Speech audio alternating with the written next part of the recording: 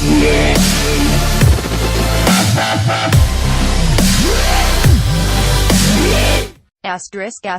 This newsletter is part of Politico's premium policy service ProTrade.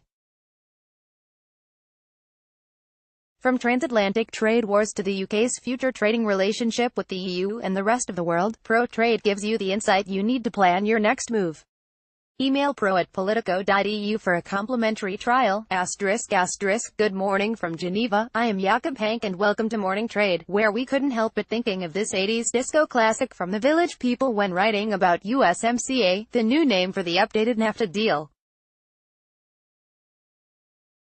While in Washington they are surely partying, the mood in Brussels is more somber.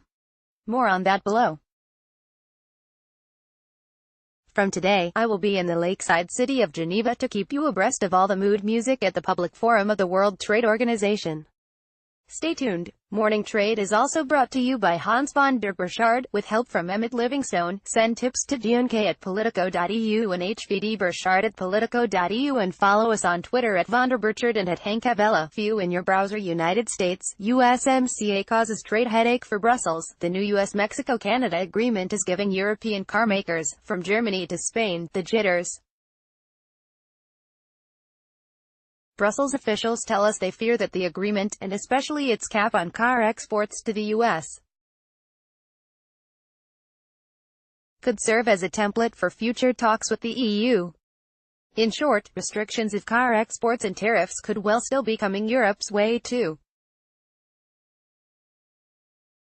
The car quota in detail. Canada has agreed that its car exports to the United States can be effectively restricted to 2.6 million vehicles a year if President Donald Trump imposes his Section 232 auto tariffs. A side letter to the updated NAFTA trade deal says any autos beyond that quota would be hit by the eventual tariffs, which could be as high as 25% and would destroy the market for those vehicles.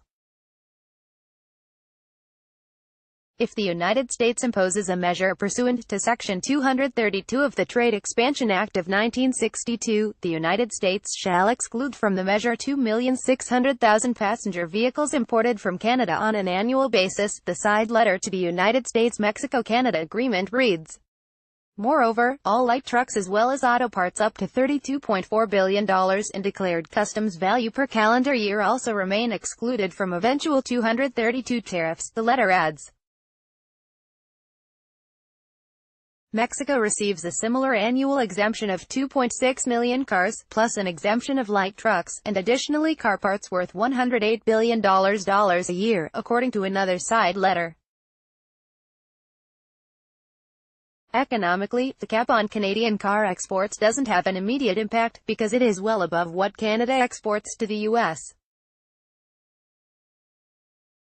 But politically, the quota is still a big win for the United States.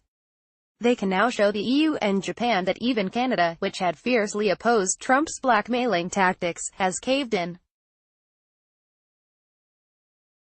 EU officials fear that the export quotas agreed with Canada and Mexico are a sign that Trump's auto tariffs are coming. Otherwise, such voluntary quota restrictions wouldn't make sense.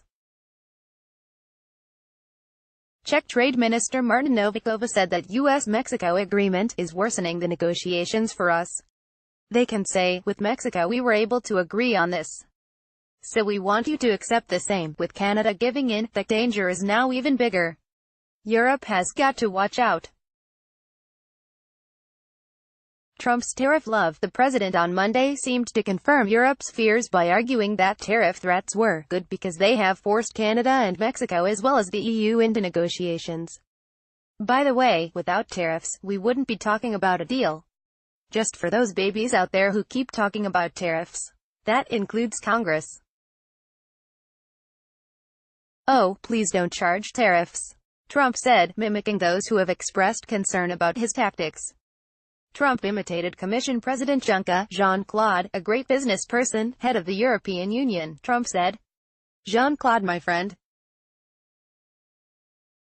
I'd say, Jean-Claude, we want to make a deal. He goes, no, no, no. We are very happy, Trump said, pronouncing the O and no with a French accent and drawing out the P in happy for emphasis. Read more on Trump's comedy stint on Politico. You've got to love the way that Trump has elevated his discussions with Juncker to a sort of gigantomachy between Holmes and Moriarty. It flatters both parties. Official reactions. The European Commission said Monday it welcomed the conclusion of trade talks between the three Northern American countries but declined to say what it was thinking of the car export quota. The Commission will first study the outcome of these talks, said a spokesperson. The German Industry Association BDI said it was relieved that the U.S.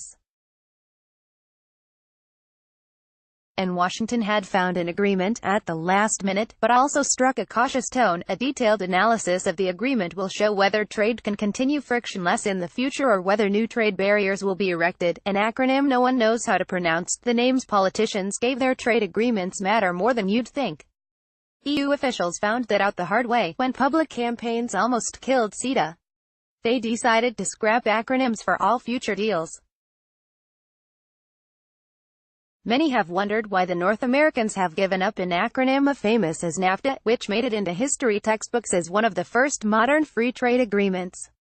One reason was probably Trump's urge to make a point that this is a radically new deal. He had gone months bashing NAFTA, so now he had to get rid of it, if only in name. But USMCA. That will be the name that I guess 99% of the time we'll be hearing. USMCA. Has a good ring to it, Donald Trump said during his speech in the Rose Garden. But does it? No one really knew how to pronounce it, and the almost Caucasian absence of vowels between SMC make it even harder.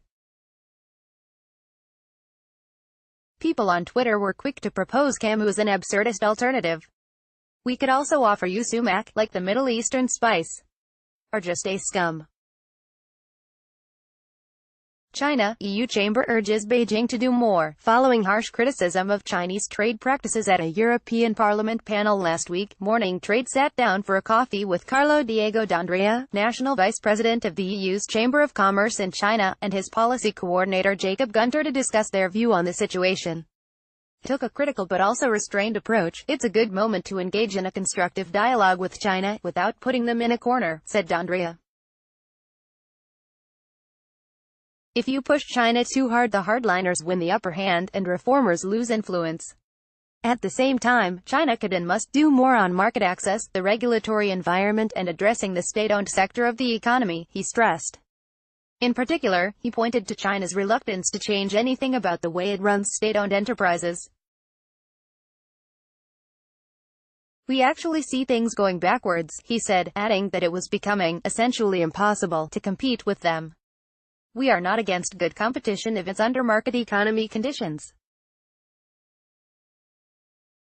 But not with companies that are pumped up by state money, said D'Andrea, who also criticized a discrimination in receiving licenses from Chinese authorities, where European companies have to wait much longer than their competitors. Gunter, his policy coordinator, spoke of a reform deficit. The case for reforms, what we argue when we speak with the Chinese government, is that a level playing field is in their interest. More competition is going to raise the standards and level of production, said Gunter. When it comes to the talks for an EU-China investment agreement, he said that the challenge was now to convince Beijing to switch from a positive market access list, naming sectors where Europeans are allowed to invest in China and excluding everything else, to a negative list that specifically excludes a few sectors from foreign investment, while opening up the rest of the economy.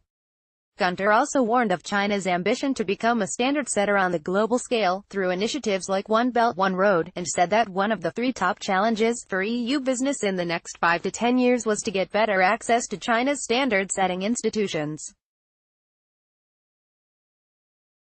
The other two key challenges lie in the sectors of information communication technology, mainly forced technology transfer, and cybersecurity, he added.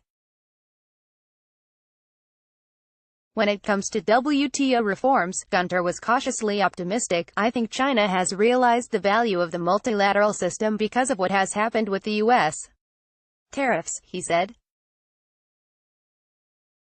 EU-China talks scheduled for October. Speaking of ambitions to reform the WTO, the European Commission tells us that the EU-China Working Group on Multilateral Trade will get together for its first meeting later this month. Multilateral chat with Cargill corporate VP on trade tensions. Morning Trade chatted with Cargill's corporate Vice President Devry Bauner-Vorwerk on Monday, who is in Geneva for meetings with WTO and ITC officials on the sidelines of the public forum.